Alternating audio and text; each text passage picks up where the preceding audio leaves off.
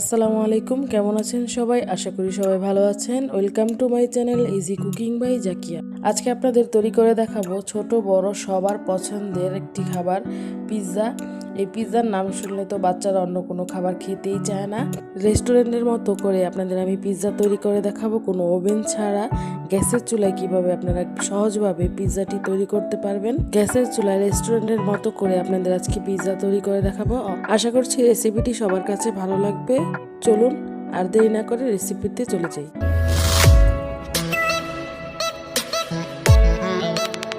প্রথমে আমি এখানে 400 গ্রাম গরুর মাংস নিয়ে নিয়েছি।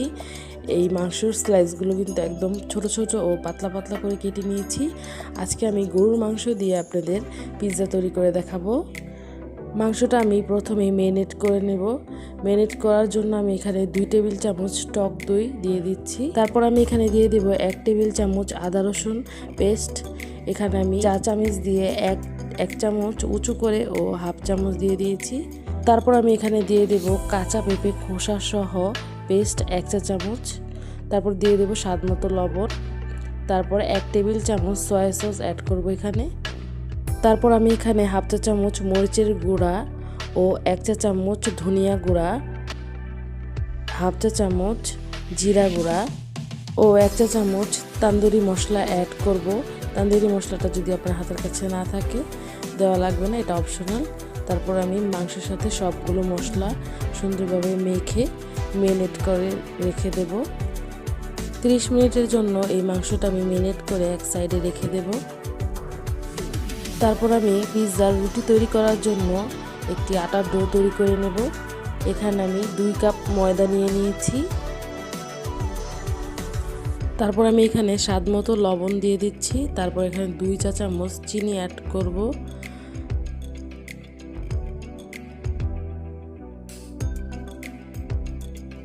তারপর আমি এখানে দিয়ে দেব 1 চা চামচ ইস্টটা কিন্তু আমি হাইকো ব্র্যান্ডের নিয়েছি। তারপর সবগুলো উপকরণ আমি ভালো করে মিক্সড করে এখানে কুসুম গরম পানি অল্প অল্প করে অ্যাড করে এই ময়দার ডোটি আস্তে আস্তে মাখিয়ে নেব।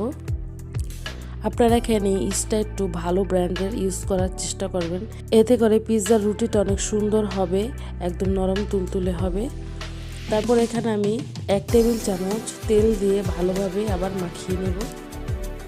এখানে একটি বিষয় খেয়াল রাখবেন, এই ময়দার ডোটি কোনোভাবেই যাতে শক্ত না হয়, একদম সফটভাবে এই ডোটি আপনারা তৈরি করার চেষ্টা করবেন। তারপর আমি একটু উপরে তেল দিয়ে একটি ঢাকনার সাহায্যে ঢেকে এক সাইডে রেখে দেব। তারপর এখন আমি একটি প্যানে 2 টেবিল চামচ পরিমাপ তেল দিয়ে ম্যারিনেট করে রাখা গরুর মাংসটা এখন রান্না করে নেব।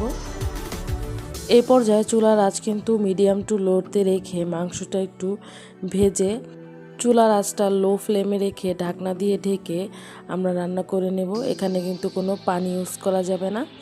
আমি কিন্তু এই মাংসটা একেবারে লো আঁচে রেখে 15 থেকে 20 মিনিট রান্না করে নিয়েছি। দেখতেই পাচ্ছেন মাংসটা প্রায় হয়ে এসেছে। মাংসটা রান্না হয়ে গিয়েছে। এই পর্যায়ে আমরা চুলা থেকে নামিয়ে ফেলবো। দেখতেই পাচ্ছেন ময়দার ডোটা কিন্তু ফুলে ডাবল হয়ে গিয়েছে। এই পর্যায়ে আমরা ময়দার ডোটা আবার ভালোভাবে মথে নেব। এই পর্যায়ে আমি ময়দার ডোটা 5 থেকে 6 মিনিট ভালোভাবে মথে নেব।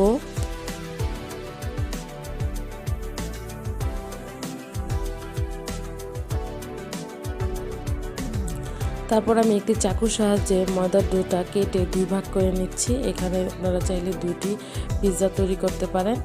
এখন আমি এই পিৎজার একটি রুটি বেলে নেব। পিৎজার রুটিটা যদি আপনারা পাতলা করে খেতে চান তাহলে বড় করে বেলে নেবেন, আর যদি আপনারা একটু মোটা খেতে চান রুটিটা তাহলে একটু ছোট করে বেলে নেবেন। দেখতে পাচ্ছেন আমি বেশি পাতলাও করিনি বেশি মোটাও করিনি, মিডিয়াম সাইজ করে নিয়েছি। আমি যেহেতু পিৎজাটা গ্যাসের চুলায় তৈরি করব তাই আমি এখানে একটি প্যান নিয়ে নিয়েছি ও সামান্য তেল দিয়ে প্যানটা ভালোভাবে ব্রাশ করে নিচ্ছি।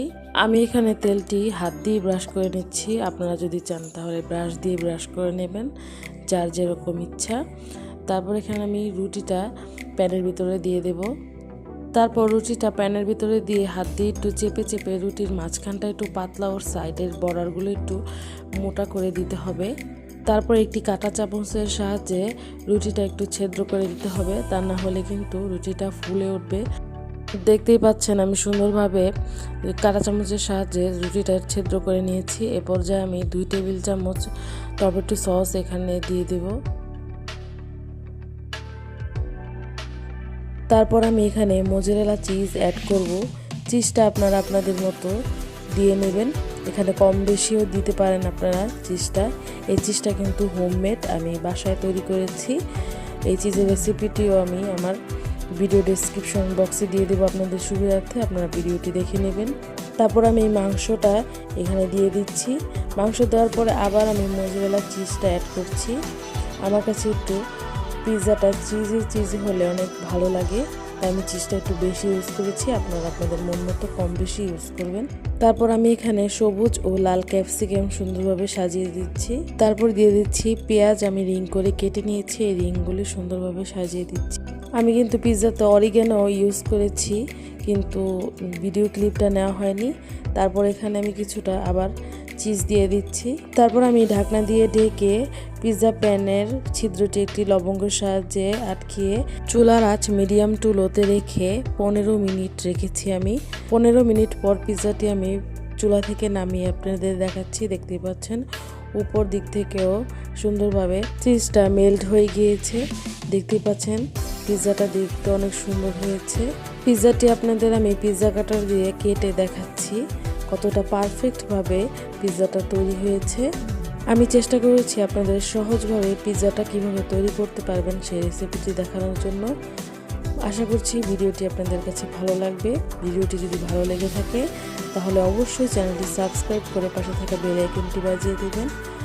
আর যারা আমার ফেসবুক পেজ থেকে দেখছেন অবশ্যই পেজটি ফলো দেবেন, লাইক কমেন্ট শেয়ার করবেন। আলহামদুলিল্লাহ, দেখতেই পাচ্ছেন পিৎজাটা কতটা পারফেক্টভাবে তৈরি হয়ে গিয়েছে।